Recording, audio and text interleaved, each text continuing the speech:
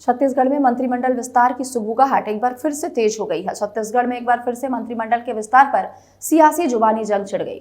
दिल्ली में 24 और 25 मई को होने वाली नीति आयोग की बैठक में पहली बार सीएम विष्णुदेव साय शामिल होने जा रहे हैं।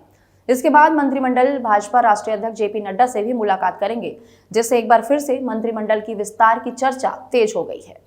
आपको बता दें कि इस पर अब छत्तीसगढ़ में सियासी जुबानी जंग भी देखने को मिल रही है। आपको बता दें कि छत्तीसगढ़ में बीते पौने 2 साल से 3 मंत्री का पद खाली है, जिसे लेकर विचार विमर्श चल रहा है। इसी कड़ी में कांग्रेस के पूर्व मंत्री अमरजीत भगत ने मंत्रिमंडल विस्तार पर कटाक्ष करते हुए कहा है कि भाजपा को अब खुद सहयोग की जरूरत पड़ रही है। उनके नए और पुराने विधायक इंतजार कर रहे हैं आखिर मंत्रिमंडल का विस्तार कब होगा, और इधर शीर्ष नेतृत्व उनके बीच तालमेल भी नहीं बिठा पा रही है। अमरजीत भगत के बयान पर पलटवार करते हुए उप मुख्यमंत्री अरुण साव ने कहा है कि कांग्रेस अपनी चिंता करे, क्योंकि कांग्रेस अब धीरे धीरे शून्य की ओर बढ़ रही है। सहयोग केंद्र चलाने वालों को ही अब सहयोग की जरूरत पड़ रही है, क्योंकि मंत्रिमंडल का ये लोग विस्तार कर नहीं पा रहे हैं और कई हमारे मित्र लोग जो है रोज सोच सोच करके दुबले होते जा रहे हैं।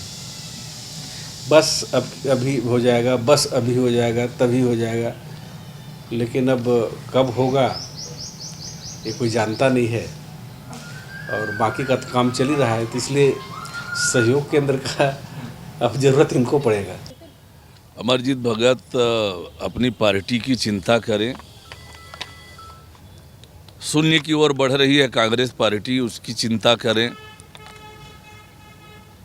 विधानसभा चुनाव में बुरी तरह से हारे, लोकसभा चुनाव में बुरी तरह से हारे, रायपुर दक्षिण के उपचुनाव में बुरी तरह से हारे, नगरीय निकाय के चुनाव में सुफड़ा साफ हुआ, पंचायत चुनाव में सुफड़ा साफ हुआ। तो अपने पार्टी को बचाने की चिंता अमरजीत भगत करें। भारतीय जनता पार्टी और भारतीय जनता पार्टी की सरकार आज छत्तीसगढ़ की जनता के इच्छा और आकांक्षाओं की पूर्ति के लिए काम कर रही है।